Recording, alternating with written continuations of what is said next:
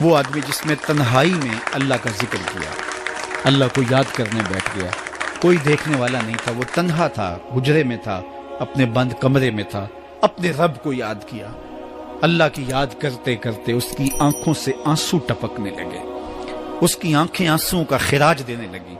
تو میرے اور آپ کے آقا و مولا نے فرمایا کہ یہ آنسو اتنے قیمتی ہیں، ان آنسوؤں کے بدلے میں قیامت کے دن اسے عرش الہی کا سایہ نصیب ہوگا، عرش الہی کا سایہ اسے نصیب ہوگا ان آنسوؤں کے بدلے میں۔ رومی علیہ رحمہ فرماتے ہیں جہاں پانی گرتا ہے وہاں سبزہ اگتا ہے، جہاں آنسو گرتے ہیں وہاں رحمت اترتی ہے۔ تو اس لیے جو اللہ کی یاد میں رونے کا لطف ہے اور اللہ کی یاد میں آنسو بہانے کا اجر اور صلہ رکھا گیا ہے، یہ گناہوں کو دھو ڈالتا ہے، یہ اندر کی صفائی اور ستھرائی کا سبب اور ذریعہ ہے۔ میرے اور آپ کے آقا و مولا نے فرمایا راتوں کی تنہائیوں میں اٹھ کے قرآن پڑھا کرو اور قرآن پڑھتے ہوئے رویا کرو۔ پھر فرمایا فَإِلَّمْ تَبْكُوا فَتَبَاكُوا، اگر رونا نہ آئے تو رونے کی کوشش کیا کرو۔ حضرت داتا گنج بخش علی حجویری سے ایک مرید نے کہا حضرت اگر رونے کی کوشش کریں پھر بھی رونا نہ آئے، فرمایا پھر اپنے مقدر پہ رویا کرو۔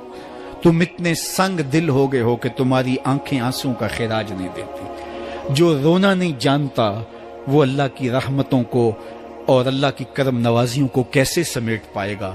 بچہ روتا ہے تو ماں دودھ دیتی ہے، جب بندہ اللہ کے حضور الہو زاری کرتا ہے، عجز کرتا ہے، انکساری کرتا ہے تو اللہ کی رحمتوں کو جوش آتا ہے اور اللہ تعالیٰ کی رحمتیں اس پہ برستی ہیں اور اس کے نہ صرف گناہ معاف ہوتے ہیں بلکہ اللہ تعالیٰ اس کے گناہوں کو بدل کے نیکیوں میں تبدیل کر دیتا ہے۔ ایک فقیر تھا، ملنگ درویش، اللہ کا بندہ، اس کی عادت یہ تھی کہ اپنے ڈیرے پہ آنے والوں کو کھلاتا، ان کو پلاتا، ان کی ضروریات کا خیال رکھتا، لیکن ان کو مالی آسودگیاں نہیں تھی۔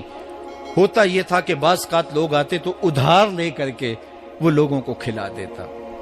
خیر چونکہ فقیر کا مزاج یہ ہوتا ہے کہ لوگ آئیں اس کے ڈیرے سے کھائیں، بابا بلے شاہ نے بھی کہا تھا نا اٹ کھڑک کے دکڑ بجے تتا ہووے چلا، آن فقیر کھا کھا جاون راضی ہووے بلا۔ یہ فقیروں کا مزاج ہے، تو جو بھی آتا اس کے ڈیرے سے کھاتا اور وہ ادھار اٹھا اٹھا کے لوگوں کی ضروریات کو پورا کرتے رہتے۔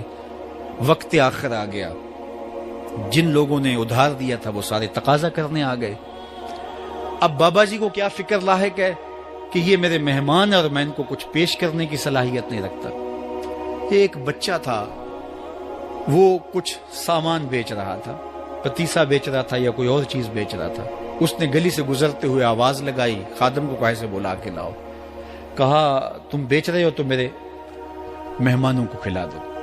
بچہ بڑا خوش ہوا کہ میں سارا دن گلیوں میں گھوم کے یہ پتیسا بیچنا تھا، اب یہ ایک جگہ ہی سارا فروخت ہو گیا تو یہ تو موج لگ گئی، میں جلدی گھر چلا جاؤں گا، میری ماں خوش ہو گئی۔ تو سارا ان مہمانوں کو کھلا دیا گیا اور اس کے بعد کہا بابا جی پیسے، کہا تم بیٹھ جاؤ، جب ان کو ملیں گے تو تجھے بھی مل جائیں گے۔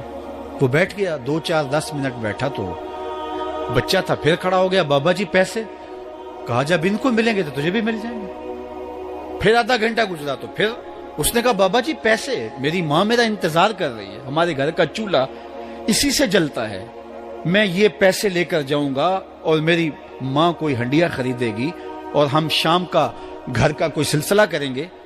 کہا بیٹا جب ان کو ملے گا تو تجھے بھی مل جائے گا۔ بچے نے رونا شروع کر دیا، یتیم بچہ تھا، اس کا سارا آسرا یہی تھا، اس نے رونا شروع کر دیا۔ جب بچہ رویا اللہ کی رحمت کو جوش آیا، کوئی مرید نذرانہ لے کے ان بزرگوں کے پاس آ گیا اور اشرفیوں کی بھری ہوئی تھیلی پیش کی۔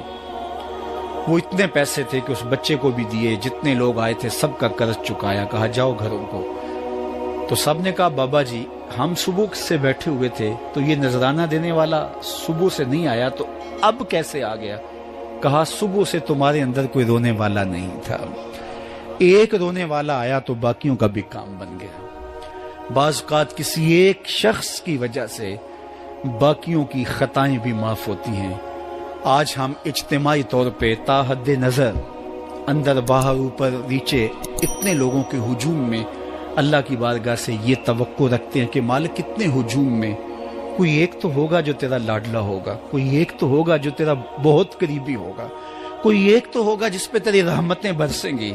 تو مالک اس کے صدقے سے ہماری خطائیں بھی معاف کر دے، ہمارے گناہ بھی معاف کر دے۔ کوئی ایک رونے والی آنکھ مل گئی تو باقیوں کا بھی کام بن جائے گا۔ اٹھ فریدا ستیا تے میلا ویکھن جا، وت کوئی بخشیا مل جاوے تے تو ہی بخشیا جا۔ میرے مالک ہم سب کی خطائیں معاف کر دے، ہم سب سے درگزر فرما، اور ہم سب کے باطن کو ستھرائیاں دے دے، ہمارے اندر کو پاکیزگیاں دے دے۔ بہت وقت میں نے اور آپ نے صاحب گزار لیا، تیزی کے ساتھ زندگی بیت رہی ہے۔ میں اگر اپنے آپ کو دیکھوں تو میری زندگی کتنی بہاریں کاٹ چکی ہے۔ اگر آپ اپنے آپ کو دیکھیں، کوئی 60 سال، کوئی 20 سال، کوئی 25 سال، زندگی تیزی کے ساتھ گزر رہی ہے۔ بندہ جب سوچتا ہے کہ میں 40 سال کا ہو گیا ہوں تو آگے میری زندگی کے اگر 30 سال بھی ہیں تو 30 سال تو کافی ہیں، لیکن وہ پیچھے اگر پلٹ کے دیکھے تو 40 سال یوں گزر گئے جس طرح چٹکی بجائی جاتی ہے۔ جب چٹکی بجانے کے وقت میں 40 سال گزر گئے محسوس ہوتے ہیں، تو جو باقی 30 سال اگر ہوئے بھی، وہ تو گمان ہے میرا، وہ تو گمان ہے آپ کا، ہمیں تو ایک سانس کا بھی نہیں پتا۔ پوچھا گیا زندگی اور موت کے بارے میں کیا خیال ہے؟ کہا فجر پڑی ہے، پتہ نہیں ظہر پڑھ سکیں گے یا کہ نہیں۔ کہا اتنی لمبی امیدیں لگائے بیٹھے ہو، کہا ظہر پڑی ہے، پتہ نہیں عصر پڑھنے کا موقع نصیب ہوتا ہے کہ نہیں۔ کہا یہ بھی طول عمل ہے۔ ایک بولا عصر پڑی ہے، پتہ نہیں مغرب پڑھ سکیں گے یا کہ نہیں۔ کسی نے کہا ایک رکعت پڑی ہے، پتہ نہیں دوسری رکعت بھی پڑھنا نصیب ہوتی ہے یا نہیں۔ کہا یہ سب تمہارے منہوں کی باتیں ہیں، میں تو کہتا ہوں ایک طرف سلام پھیرا ہے، پتہ نہیں دوسری طرف سلام بھی پھیر سکیں گے یا کہ نہیں۔ کیا موت اتنی قریب نہیں ہے؟ ہم نے اپنی آنکھوں کے سامنے لوگوں کو جدا ہوتے یوں نہیں دیکھا ہے؟ ہم کہتے ہیں اس کی خبر سنا رہے ہو موت کی، یہ تو میں نے ابھی سبزی والی دکان پہ دیکھا تھا۔ لیکن جب موت آتی ہے تو ایک لمحے کا تقدم اور تاخر نہیں ہوتا۔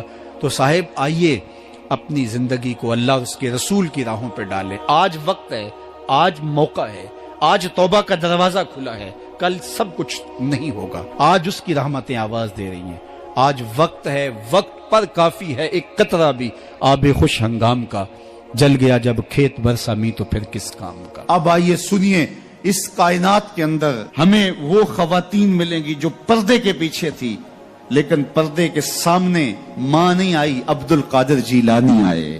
ماں پردے کے پیچھے تھی، پردے کے سامنے فرید الدین گنج شکر آئے۔ ماں پردے کے پیچھے تھی، مہر و ماں نے بھی آنچل نہیں دیکھا، لیکن پردے کے سامنے کربلا میں حسین ابن علی آئے۔ تو یہ پردے کے سامنے آئے، وہ پردے کے پیچھے تھی۔ تو جب مائیں پردے کے پیچھے ہوں تو پھر بیٹے جو ہیں وہ پردے کے سامنے آ کے وہ نقش ثبت کرتے ہیں کہ جو لوگوں کے زندگی کے نقوش کو جو ہے وہ اجال دیتے ہیں اور تقدیر بدل دیتے ہیں۔ تو اس لیے ماؤں کی ذمہ داریاں گھر سنبھالنا ہے،